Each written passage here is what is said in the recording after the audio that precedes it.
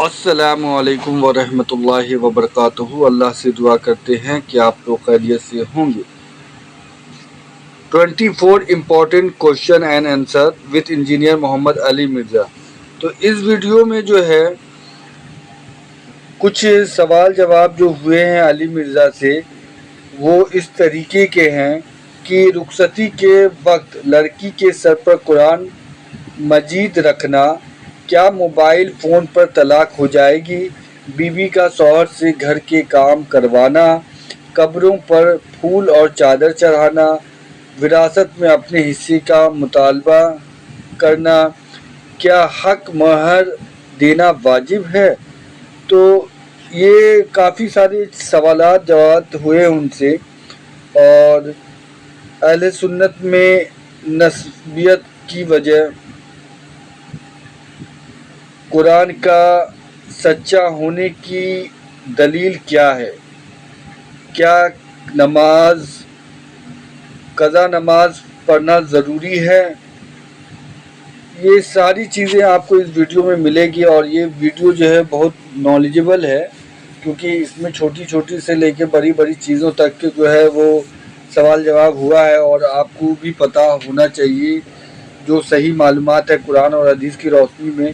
اور ہم سب مسلمانوں کو یہی کہیں گے کہ جو بھی قرآن اور حدیث کی روشنی میں معلومات ہو اس پر عمل کرے، نہ کہ سنی سنائی باتوں پر، اور اللہ ہم سب کو ہدایت کا راستہ دکھائے۔ آمین ثم آمین۔ اچھا میرے بھائیو، اب آپ کی پرچیوں کا سلسلہ شروع کرتا ہوں انشاءاللہ۔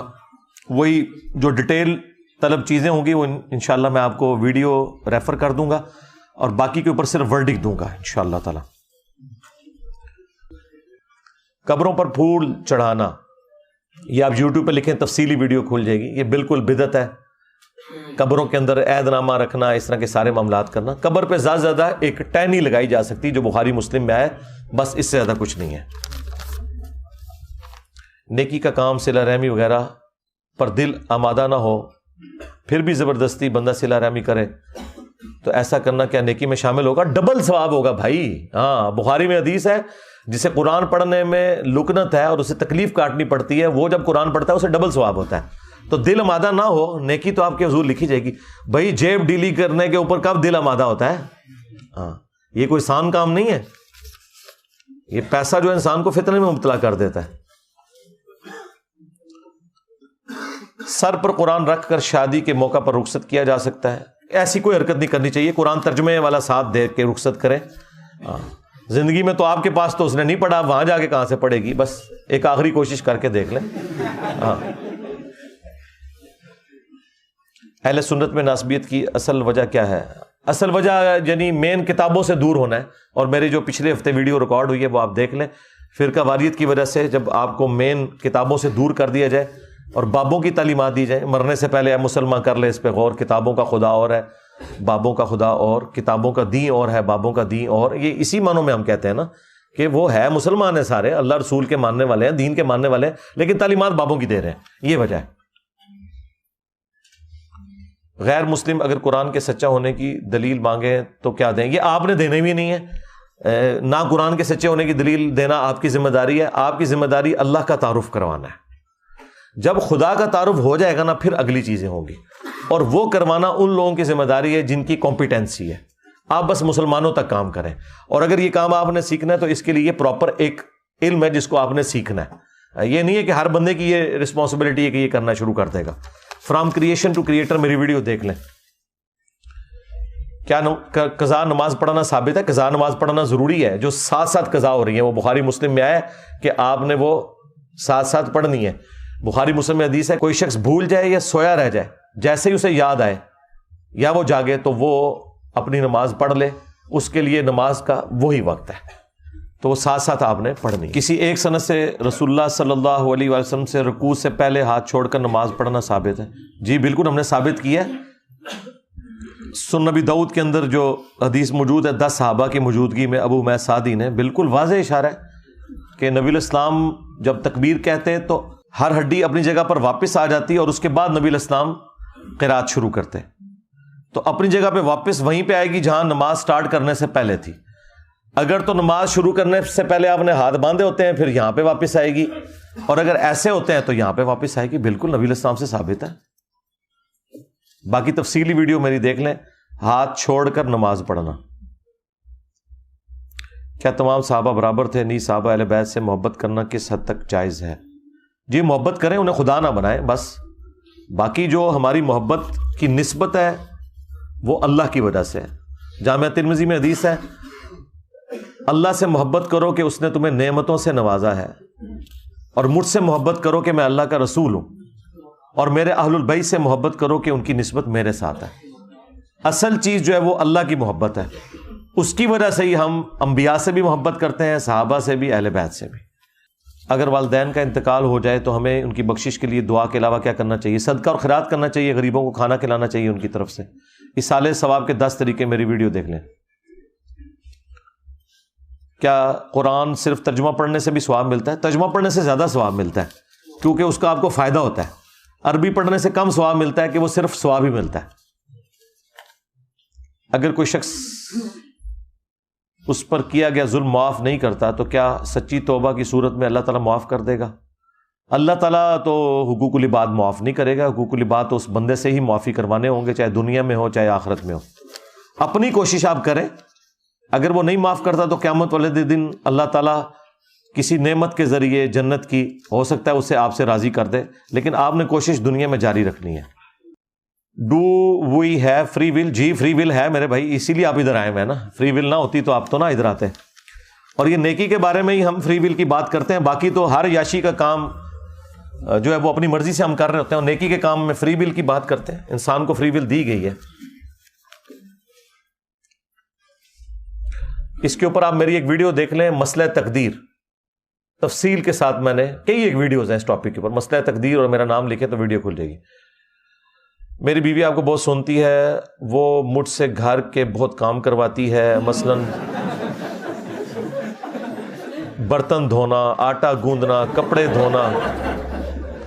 یار یہ ویسے ہی آپ لوگوں نے، یہ پہلی تو بات ہے جس کی پرچی ہے اسے میں یہ نہیں کہوں گا کہ کیڑا بندہ ہے. من تو لگ رہا ہے مذاق دی پرچی کسی نے لکھی ہے، اور اگر ریالٹی میں ہے تو اس کی بیوی کو چاہیے کہ وہ رحم کھائے. بھائی میری بیوی تو مجھ سے اس طرح کا کوئی کام نہیں کرواتی، اللہ کا شکر ہے.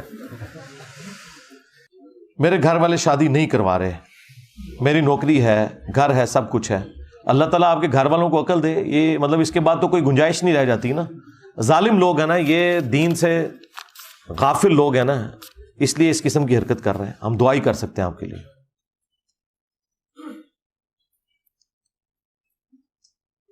شادی کرنے جا رہا ہوں 2 ماہ میں. اچھا جی. پڑھ رہا ہوں، کماتا کچھ نہیں ہوں. دیکھو بالکل 180 ڈگری سوال آگے دے.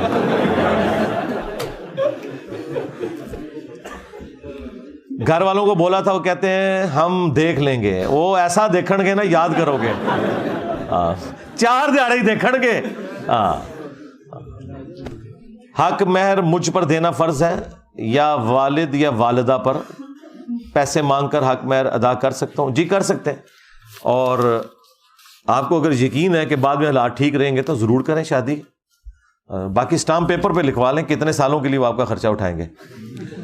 میں نس یونیورسٹی کا گریجویٹ ہوں. اکثر نوجوانوں میں دین سے دوری کی وجہ اللہ کی توکل کی کمی اور نا امیدی ہے. برائے کرم اس معاملے میں رہنمائی کر دیں کہ اللہ پر توکل کیسے کیا جائے اور تقدیر پر کیسے شاکر ہوا جائے. اس کے لیے میرے بھائی آپ کو کنٹینیوس ایفرٹ کرنے کی ضرورت ہے. باقی ظاہر ہے کہ دنیا اللہ تعالیٰ نے پھولوں کی سیج تو نہیں رکھی ہوئی، اس میں انسان کو تکلیف بھی آتی ہیں.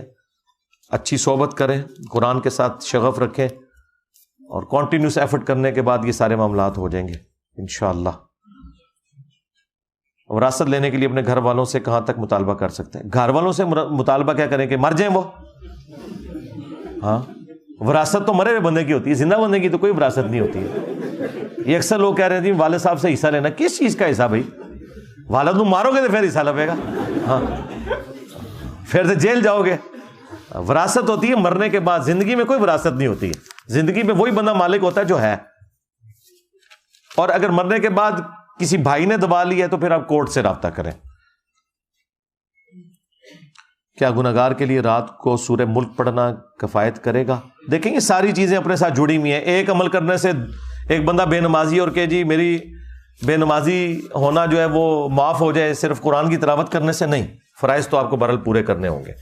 پھر جو کوئی اوورآل تھوڑی بہت کمزوری رہ گئی اس کے اوپر معافی والا معاملہ ہوگا. کون سے ایسے معاملات ہیں جن کی وجہ سے انسان کسی شخص سے ناراض ہو سکتا ہے؟ اللہ کی نسبت کی وجہ سے ہو سکتا ہے. دوستی اور دشمنی کا معیار اللہ کی ذات ہے جو بخاری مسلم میں آیا. باقی ذاتیات کے معاملات میں ہمیشہ انسان کو معافی کی روش اختیار کرنی چاہیے. اذان سے پہلے درود پاک پڑھنا جائز ہے کہ ناجائز؟ اذان کے بعد پڑھنا سنت ہے، وہ بھی اسپیکر بند کر کے. ہاں وہ صحیح مسلم میں حدیث ہے کہ اذان کا جواب دو، اس کے بعد درود شریف اور الوسیلہ والی دعا، تو میری شفاعت حلال ہو جائے گی. نماز فرض کے بعد کلمہ اونچی آواز میں پڑھنا چاہیے کہ نہیں؟ یہ کوئی ثابت نہیں ہے جی. اونچی آواز میں صرف اللہ اکبر کہنا ثابت ہے بخاری مسلم میں. یہ جو 3 دفعہ استغفر اللہ، یہ بھی اونچی آواز میں کہنا بدعت ہے. یہ آہستہ ہی کہنا ہے، استغفر اللہ استغفر اللہ استغفر اللہ، اللہم انت السلام ومنک السلام تبارک یا ذا الجلال والاکرام. اونچی آواز میں صرف تکبیر ہے، اللہ اکبر.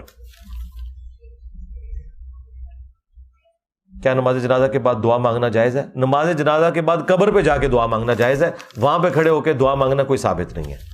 اب دیکھیں دیوبندی نماز جنازہ کے بعد نہیں مانگتے دعا، فرض نماز کے بعد مانگتے ہیں. ان سے پوچھیں فرض نماز کے بعد بھی اجتماعی دعا تو کوئی ثابت نہیں تھی، وہ کیوں مانگتے ہو؟ اور جنازے کے کیس میں کہتے ہیں یہ بریلوی مانگتے ہیں، یہ ثابت نہیں ہے. تو جو تم مانگ رہے ہو وہ بھی ثابت کوئی نہیں ہے. ہاں اپنی دعا آپ ضرور کریں، اجتماعی دعا کا مسئلہ ہے. باقی قبر پہ آپ اجتماعی دعا مانگیں گے. وہ ابو داؤد میں حدیث ہے جب اپنے بھائی کو دفنا چکو تو قبر کے سوالات کی استقامت کے لیے دعا کرو اللہ کے حضور، وہ آپ نے کرنی ہے.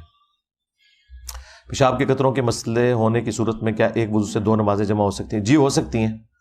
اس پہ آپ میری تفصیلی ویڈیو دیکھ لیں. یہ قطروں کی بیماری جس کو کانٹینیوس ہے، ویسے کسی کو اگر استنجا کا طریقہ نہیں آتا اور اس کے قطرے نکلتے ہیں تو وہ اپنا طریقہ درست کرے. استنجا کا طریقہ یوٹیوب پہ میری ویڈیو دیکھ لیں. آخری پرچی. ہاں الحمدللہ اب پورا تھدا مکا چھڑے جائے. ایک شخص اپنی بیوی کو فون پر طلاق دیتا ہے اور بیوی بھی سب کو کہتی ہے کہ طلاق ہوگی، مگر کچھ دن بعد دونوں انکار کر دیتے ہیں. ایسے لوگوں کے بارے میں کیا دینی حکم ہے؟ جھوٹے لوگ ہیں جی ایسے لوگوں کی گواہی قبول نہیں کی جائے گی. باقی اگر وہ انکار کر رہے ہیں تو ان میاں بیوی کو سمجھایا جائے کہ بھائی اگر واقعی طلاق ہو چکی ہے تو پھر تم لوگ نہیں رہ سکتے. اور اگر وہ کہہ رہے ہیں کہ نہیں ہم نے صرف مذاق کیا تھا، ایسی کوئی بات ہوئی نہیں تھی، تو انہیں بتائیں کہ بھائی یہ نکاح اور طلاق تو مذاق تو نہیں ہے، تو مذاق میں بھی ہو جاتے ہیں. ہاں سیدھی سی بات ہے، یہ طلاق ہوئی تھی کہ نہیں. اور اگر صرف غلط بیانی کے طور پر ہے تو انہیں توبہ کروائیں تو پھر ٹھیک ہے، میاں بیوی بن کے رہیں. لیکن اگر انہوں نے یہ بعض اوقات مرد مکر جاتے ہیں بعد میں، انہیں جب پتہ چلتا ہے نا تو عورت کو تو پتہ ہے کہ طلاق ہوئی بھی ہے، تو ایسی عورت کو خلا لے کے علیحدہ ہو جانا چاہیے. اور یہ میں بات کر رہا ہوں جب 3 طلاق ہوئی ہیں. اگر 1 یا 2 ہیں تو آپ نئے حق مہر اور نئے نکاح کے ساتھ رجوع کر سکتے ہیں. جی یہ آپ کا پورا تھدا میں نے الحمدللہ اللہ کے فضل سے ختم کر دیا ہے. کوئی ایک پرچی بھی ایسی نہیں ہے جو میں نے پڑھ کے جواب نہ دیا ہو. ہاں یہ ضرور ہے، وہ میں نے آپ کو شروع میں بتایا تھا کہ جو ڈاکٹرن ہے وہ میں تفصیلی ویڈیوز بتاؤں گا آپ کو. اور باقی اوورآل برکت کے لیے جتنا کچھ ہے وہ میں نے اتنا آپ کو گائیڈ کر دیا ہے. باقی تفصیلی ویڈیوز دیکھیں انشاءاللہ تعالی. اللہم انی اسألک بانک انت اللہ لا الہ الا انت الاحد الصمد الذی لم یلد ولم یولد ولم یکن لہ کفوا احد وإلہکم الہ واحد لا الہ الا هو الرحمن الرحیم الف لام میم اللہ لا الہ الا هو الحی القیوم اللہم صلی علی محمد وعلی آل محمد اللہم ربنا آتنا فی الدنیا حسنہ وفی الآخرة حسنة وقنا عذاب النار ربنا آتنا من لدنک رحمة وهیئ لنا من امرنا رشدا اللہم احسن عاقبتنا فی الامور كلها واجرنا من خزي الدنيا وعذاب الآخرة اللہم اغفر لحینا ومیتنا وشاہدنا وغائبنا وصغیرنا وکبیرنا وذکرنا وانثانا اللہم من احییتہ منا فاحیہ علی الاسلام ومن توفیتہ منا فتوفہ علی الایمان. اے اللہ جن جن بھلائیوں کا سوال تیرے محبوب صلی اللہ علیہ وآلہ وسلم نے تجھ سے کیا ہمارے حق میں، ہمارے ماں باپ کے حق میں، ہمارے بیوی بچوں کے حق میں، پوری امت کے حق میں قبول و منظور فرما۔ جن جن چیزوں کے شر سے تیرے محبوب صلی اللہ علیہ وآلہ وسلم نے تیری پناہ طلب کی، تمام مسلمانوں کو ان چیزوں کے شر سے اپنی پناہ عطا فرما۔ اے اللہ، ہماری، ہمارے ماں باپ کی، ہمارے بیوی بچوں کی، پوری امت کی تمام دینی، دنیاوی، جسمانی، روحانی، ظاہری، باطنی پریشانیاں، تکلیف، مصیبتیں، دکھ، درد، بیماریاں، دشواریاں دور فرما۔ بالخصوص کشمیر، انڈیا، فلسطین، چائنا، عراق، شام، افغانستان، یمن اور پاکستان میں جہاں کہیں مسلمان تکلیف میں، اے اللہ غیب سے ان کی عزت، آبرو، جان و مال کی حفاظت فرما۔ اے اللہ ہمارے ملک پاکستان کی خیر فرما، پورے عالم اسلام کی خیر فرما، اندرونی اور بیرونی خطرات سے محفوظ فرما۔ سبحان ربک رب العزت عما یصفون وسلام علی المرسلین والحمد للہ رب العالمین، وصلی اللہ علی النبی الکریم وعلی آلہ واصحابہ اجمعین الی یوم الدین، آمین۔